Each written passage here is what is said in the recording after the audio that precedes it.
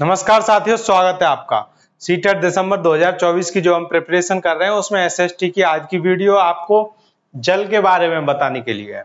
तो आज हम इस चैप्टर से जल के टॉपिक जो सीटेट के सिलेबस में एसएसटी वाले पेपर 2 के लिए सीधे सीधे लिखा हुआ है जल, उससे रिलेटेड जितने भी क्वेश्चन आपके बन सकते हैं उन सबको हम देखेंगे और सारे इंपॉर्टेंट क्वेश्चन मैं आपको पहले ही करा चुका हूँ।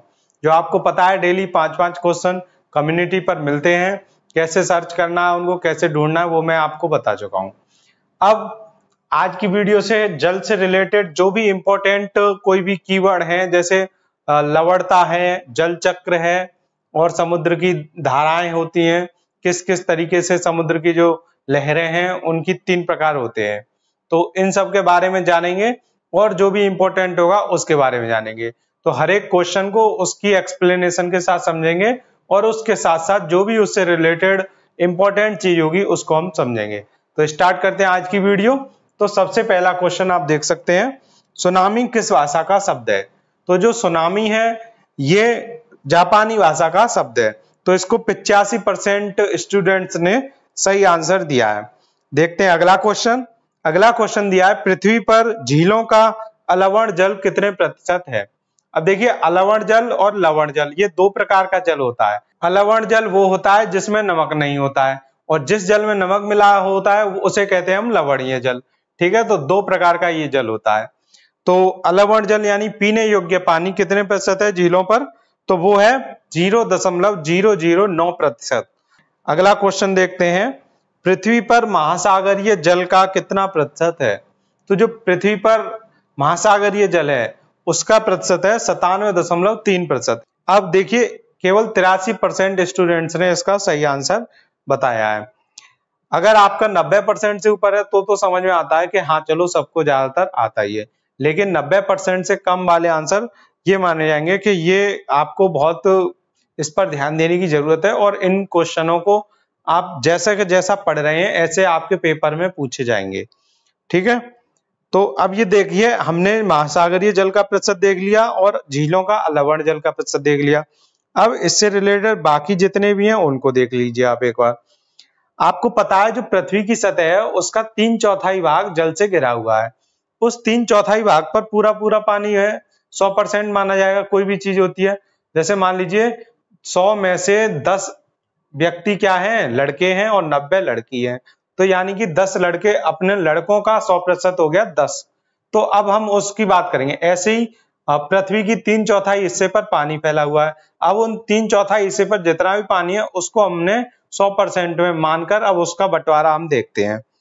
जैसे महासागर है जो वो 97.3% है, बर्फ छत्रक है वो 2% है, भूमिगत जल यानी जो जमीन के अंदर पानी है वो 0.68% है, झीलों का अलवण जल 0.009% है, नमकीन झीलें 0.009% है। यानी कि नमकीन झीलें मतलब जो लवणीय झील है जिनका पानी हम पी नहीं सकते, पीने के लिए इस्तेमाल नहीं कर सकते।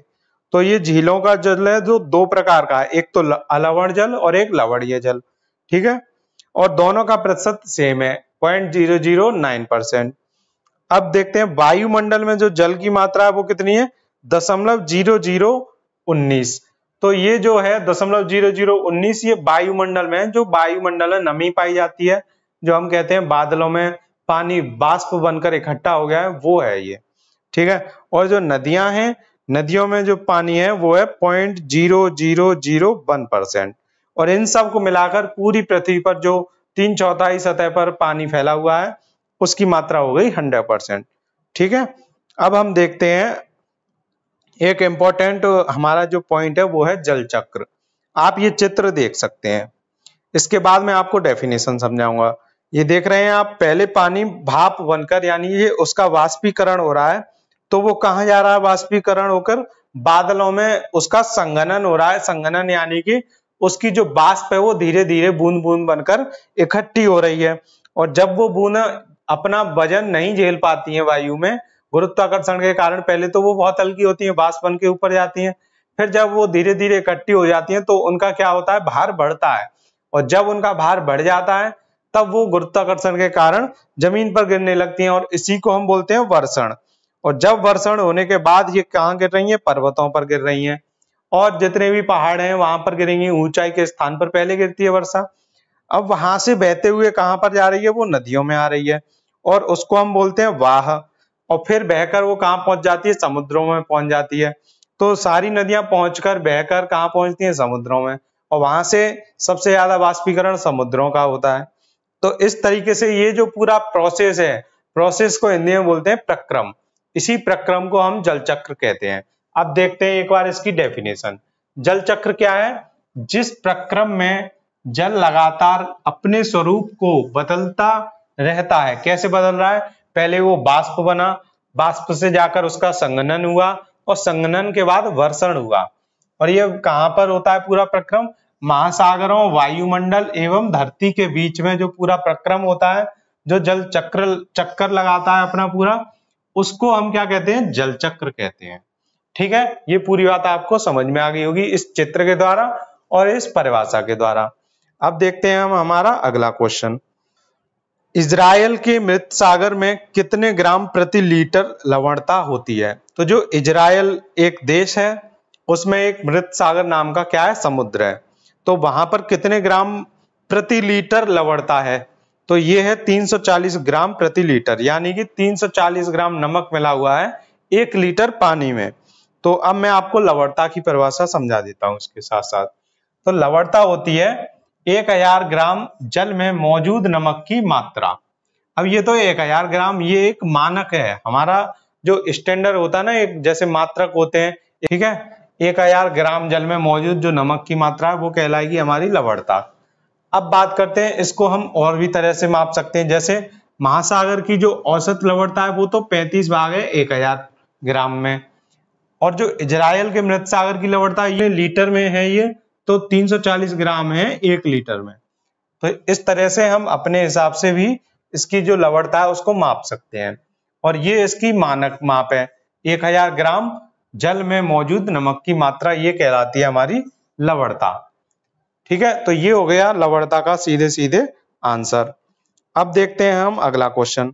विश्व जल दिवस कब मनाया जाता है। अगर पूरी दुनिया में हम जल दिवस की बात करें तो ये मनाया जाता है 22 मार्च को, और इसका आंसर दिया है केवल 86% विद्यार्थियों ने सही।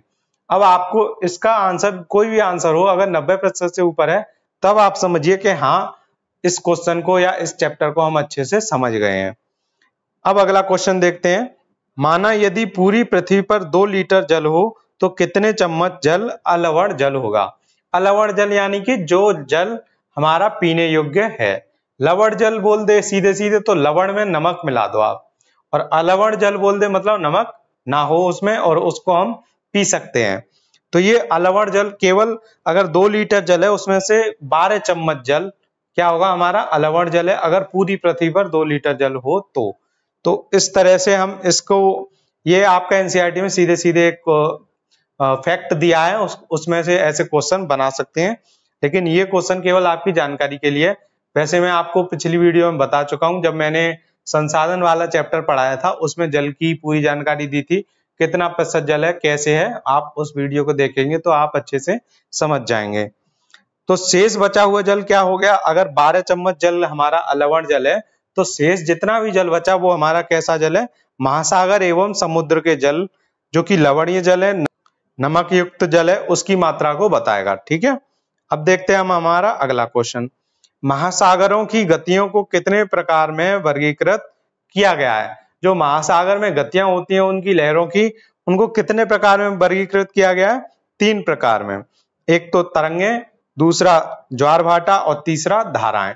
देखते हैं एक एक करके हम तीनों को। सबसे पहले देखते हैं हम तरंगे। तरंगे क्या कहलाती है, महासागरीय सतह पर जल लगातार उठता है और गिरता रहता है, इसको हम बोलते हैं तरंगे। अब जितनी तेज हवा चलेगी, वायु चलेगी, उतनी ही तेज क्या होंगी, ये तरंगे होंगी। तो उतनी ही तेज तरंगे उठेंगी और उतनी जल्दी गिरेंगी। तो ये तो रही बात तरंगे क्या होती हैं उसकी। अब अगला देखते हैं हम ज्वार भाटा। ज्वार भाटा क्या होता है, दिन में 2 बार, तो आपको ये याद रखना है, दिन में 2 बार नियम से महासागरीय जल का उठना एवं गिरना, ये कहलाता है ज्वार भाटा। अब जब जल उठता और गिरता है उसमें सर्वाधिक ऊंचाई जब जल की होती है उसको हम बोलते हैं ज्वार, और जो निम्नतम स्तर होता है जब उठेगा तो उतना ही नीचे जाएगा, जैसे ऐसे लहर चलती है। ठीक है, मैं आपको एक तरीके से समझाता हूँ। ऐसे समुद्र की लहर चलती है, अब ये उठी है पहले, तो इधर से पहले खिसकी हुई तो होगी नीचे को, तो ये जब जितनी नीचे खिसकेगी उतनी ऊंचे आगे उठेगी, तो ये जितनी पीछे हटती है उसको बोलते हैं हम भाटा, यानी कि निम्नतम स्तर। लहर समुद्र के तल को क्या करती है, पीछे हटती है, तब वो आगे उठती है ऐसे। तो ये जैसी जितनी नीचे जाएगी उसको हम भाटा बोलेंगे, निम्नतम स्तर जो उसका होगा, और जो उच्चतम यानी कि सर्वाधिक ऊंचाई होगी उसको हम ज्वार बोलेंगे। ठीक है, ये होता है ज्वार भाटा। अगली हेडिंग देखते हैं, महासागरीय धाराएं क्या होती हैं। निश्चित दिशा में महासागरीय सतह पर नियमित रूप से बहने वाली धाराएं होती हैं। तो जो निश्चित दिशा में महासागरीय सतह पर नियमित रूप से बहती हैं उन्हें हम क्या बोलते हैं, महासागरीय धाराएं। अब ये दो प्रकार की धाराएं होती हैं, एक तो ठंडी धाराएं और एक गर्म धाराएं। जो लेब्राडोर धाराएं होती हैं वो होती हैं ठंडी धाराएं, और जो गल्फ स्ट्रीम जल धाराएं होती हैं उनको हम बोलते हैं गर्म धाराएं। ठीक है, गल्फ स्ट्रीम ये कहलाती हैं गर्म जल धाराएं। तो ये जल धाराएं कह लीजिए या महासागरीय धाराएं एक ही बात है। तो ये दोनों तरीका की धाराएं जहां पर मिलती हैं वहां पर सबसे ज्यादा क्या होता है, कोहरा होता है। जो सर्दियों में हम देखते हैं कोहरा, उसको हम कहां पर देखते हैं, जब ये गर्म धारा और जल ठंडी जल धाराएं दोनों मिलती हैं वहां पर क्या होता है, सबसे ज्यादा कोहरा होता है। तो ये एक आपको फैक्ट पता होना चाहिए। अब देखते हैं हम हमारा क्वेश्चन, सामान्यतः गर्म महासागरीय धाराएं कहाँ उत्पन्न होती हैं। तो जो गर्म महासागरीय धाराएं वो कहाँ उत्पन्न होंगी, आपको पता है पूरी पृथ्वी के 3/4 हिस्से पर क्या है, जल है, और वो उस जल में भी आप देखेंगे पूरी पृथ्वी पर सूर्य का प्रकाश सबसे ज्यादा कहां पर होता है, भूमध्य रेखा पर। तो भूमध्य रेखा के पास जितना भी जल होगा वहां पर गर्म जलधाराएं होंगी, यानी गल्फ स्ट्रीम जलधाराएं। तो जलधाराएं कह रहा हूं मैं, और इन्हीं को महासागरीय धाराएं, दोनों एक ही बात है, आप कंफ्यूज मत होना। ठीक है, तो भूमध्य रेखा के निकट सामान्यतः गर्म महासागरीय धाराएं उत्पन्न होती हैं। और इसकी एक्सप्लेनेशन देखते हैं हम। गर्म महासागरीय धाराएं ये भूमध्य रेखा के निकट उत्पन्न होती हैं एवं ध्रुवों की ओर प्रवाहित होती हैं। तो गर्म महासागरीय धाराएं अपने जो भूमध्य रेखा से उत्पन्न हो रही हैं सबसे ज्यादा, वो कहां पर जाएंगी, पृथ्वी के ध्रुवों की ओर जाएंगी जहां पर पृथ्वी ठंडी है। गल्फ स्ट्रीम गर्म जलधाराएं होती हैं, और जो मैंने आपको बताया लेब्राडोर वो कैसी होती हैं, ठंडी जलधाराएं होती हैं। अगला क्वेश्चन देखते हैं, दिन में 2 बार नियम से महासागरीय जल का उठना एवं गिरना क्या कहलाता है, ये कहलाता है ज्वार भाटा। ठीक है, अगला क्वेश्चन देखते हैं, अंडमान निकोबार द्वीप समूह में स्थित इंदिरा पॉइंट सुनामी द्वारा कब डूब गया था। आपको पता है भारत का दक्षिणतम पॉइंट बोला जाता है बिंदु इंदिरा पॉइंट, और ये कहां पर है, अंडमान निकोबार में। तो वो एक बार सुनामी आई थी, कब आई थी, वो 26 दिसंबर 2004 को। उस सुनामी में इंदिरा पॉइंट डूब गया था पूरा का पूरा। और सुनामी क्या होती है, ये जो ज्वार भाटा होती है, तरंगे होती हैं, तो तरंगे से आप समझ सकते हैं ये उठता और गिरता है जल। और कभी कभी जब ये जो समुद्र की भाटा है वो बहुत निम्नतम स्तर पर चली जाती है, 150 मीटर तक चली जाती है, तब ये जो ज्वार है वो 150 मीटर अधिकतम ऊंचाई से उठा था, और इसकी वजह से जो इंदिरा पॉइंट है वो भी डूब गया था। और इसकी जो सुनामी की लहर की स्पीड थी वो 800 किलोमीटर प्रति घंटा की स्पीड थी। ठीक है, ये तो जानकारी रही आपके लिए।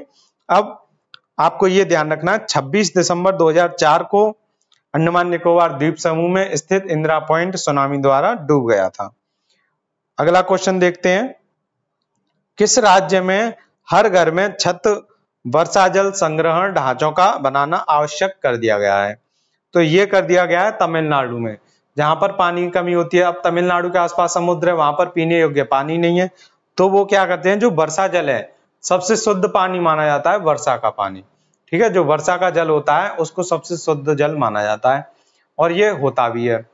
अब इसी जल को वो क्या करते हैं, संग्रहित करते हैं। कैसे करते हैं, घर पर जो उनकी छतें हैं उनको इस तरीके से बनाने लग गए वो, जिसकी वजह से जल जो बहकर वहां से जाए वो कहाँ जाए, उनका संग्रहण होता रहे, एक जगह इकट्ठा होता रहे। तो ये तमिलनाडु में अब आवश्यक कर दिया गया है। अगला क्वेश्चन है, हीराकुड बांध किस नदी पर है। हीराकुड बांध ये महानदी पर है। ठीक है, तो हीराकुड बांध आपसे पूछ लिया जाए किस नदी पर है, तो महानदी पर। और महानदी पर कौन सा बांध है, और ऑप्शन में 2-4 बांध दे दिए जाए तो आप हीराकुड बांध सीधे सीधे लगा देंगे। अगला क्वेश्चन देखते हैं, भाखड़ा नांगल परियोजना किन 2 नदियों पर है। अब जो भाखड़ा नांगल परियोजना है, इस परियोजना में भी बांध ही बनते हैं और वहां से नहरें जाती हैं। तो ये परियोजना किस नदी किन दो नदियों पर है? ये है सतलुज और ब्यास नदी पर। ठीक है, अगला क्वेश्चन देखते हैं। कौन से महापुरुष गर्भ से बांधों को आधुनिक भारत के मंदिर कहा करते थे? जो बांध हैं उनको क्या कहते थे? वो आधुनिक भारत के मंदिर। तो ये कौन से महापुरुष थे? वो थे पंडित जवाहरलाल नेहरू, भारत के पहले प्रधानमंत्री। अगला क्वेश्चन देखते हैं। सरदार सरोवर बांध किस नदी पर है? तो जो सरदार सरोवर बांध है ये नर्मदा नदी पर है और ये क्वेश्चन आपका बहुत इंपॉर्टेंट है। देखते हैं इसकी एक्सप्लेनेशन। यह भारत की एक बड़ी जल संसाधन परियोजना है जिसमें 4 राज्य यानी गुजरात, महाराष्ट्र, मध्य प्रदेश तथा राजस्थान सम्मिलित हैं। अब मैं आपको बता दूं, जो सरदार सरोवर बांध है ये नर्मदा नदी पर कौन से राज्य में? गुजरात राज्य में बना हुआ है ये। और गुजरात राज्य से ये 4 राज्यों को इससे फायदा मिल रहा है। किन किन को? एक गुजरात, महाराष्ट्र, मध्य प्रदेश और राजस्थान। आपको ये चारों के चारों राज्य याद रखने हैं। और इस सरदार सरोवर बांध किस नदी पर है? नर्मदा नदी पर। किस राज्य में? गुजरात राज्य में। ये पूरी इसकी जानकारी हो गई। तो आज की वीडियो से हमने सारी जल के बारे में जानकारी देख ली है। जितने भी इंपॉर्टेंट क्वेश्चन इस चैप्टर से थे वो मैंने आपको बता दिए हैं। मिलते हैं आपसे अगली वीडियो में, तब तक के लिए धन्यवाद।